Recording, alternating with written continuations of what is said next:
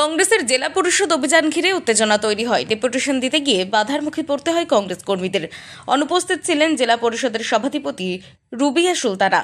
পরিবর্তে WBS officer নিতে আসেন। তাকে ডেপুটেশন দিতে চাননি কংগ্রেস কর্মীরা। মঞ্চে যখন অধীর চৌধুরী বক্তব্য রাখেন, সেই সময় জেলা পরিষদের গেটের সামনে তুমুল বিক্ষোভ দেখাতে শুরু করে কংগ্রেস কর্মীরা।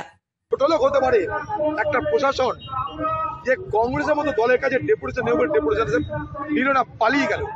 শুধু তা নয়, মনে করুন কোনো সভাধিপতি কিছু হতে পারে, কোনো কারণ হতে পারে ডেপুটেশন না নেওয়ার, তাহলে সে কি বলে, আমি থাকবো না, আমার পরিবর্তে অর্থাৎ ইনস্টেড অফ মি আমার পরিবর্তে আরেকজন ডেপুটেশন নেবে, এটা বলে। সেটাও বলেনি।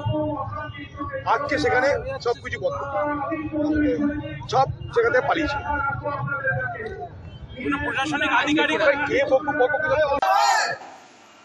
বিরোধী দলের মর্যাদা দেওয়া হলো না কেন? সভাধিপতি জবাব দাও, জবাব তোমায় দিতে হবে, জবাব তোমায় দিতে হবে। মুর্শিদাবাদ থেকে অর্ক রায়ের রিপোর্ট, আনন্দ বার্তা।